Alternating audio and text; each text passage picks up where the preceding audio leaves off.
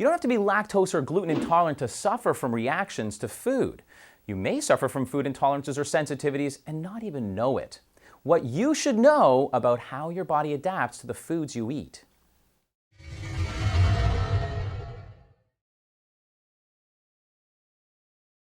Bryce, we hear a lot about food allergies these days. Many families have to deal with it, of course. But as a natural health expert, you also talk to your patients about food sensitivities. What's the difference? To make the stark contrast difference between an allergy and a sensitivity being the way the body responds. And you know you have an allergy because you're carrying around an EpiPen. It's a very strong, overt response by the body. So nothing wrong with a peanut or strawberries for that matter, even fish, but a lot of kids will get sent to the ER if they're even exposed to minute amounts of that.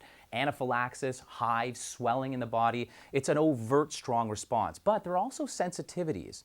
And sensitivities exist from things in our environment and even foods we're eating, but they're just a lot lower grade reactions by the body, typically not the hives or anaphylaxis that you'd have in an allergy, but nonetheless contribute to a whole host of other symptoms driven by inflammation, like inflammatory bowel disease or irritable bowel syndrome or migraine headaches or even obesity. It's so mild you may not even know it? Absolutely. You know, the only way you would ever come across knowing what these are is to get appropriately assessed. And the reason is because sensitivities are typically delayed. You can eat something that morning and not have a reaction until the next evening. What I was shocked in reading about this is that there could be a connection between ADHD and food. There's good evidence to show that attention deficit hyperactivity disorder correlates very heavily with foods that we eat or things we're exposed to in our environment. Wow.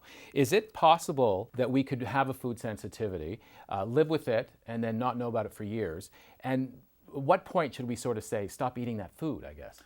Listen, I've dealt with countless amount of patients who suffer from migraine headaches, only to come to learn that by removing things from their diet like snow peas or lentils, and their migraines disappear. Or in other cases, somebody who just can't lose that stubborn weight. But taking out, for example, whole grain, multigrain bread or dairy was the solution to their weight loss. So it's becoming more and more evident that foods, and this is not what's right or wrong or what's healthy or unhealthy. This is simply what your body's immune system says, I don't want any more of. And then when you take that away, and typically it's within 6 to 8 weeks of removal, everything changes. So how do you find out? Well, you test yourself, and by testing a blood, there's a brilliant new test out there now. You can look at different foods, over 200 of them, to discern exactly what you might be sensitive to.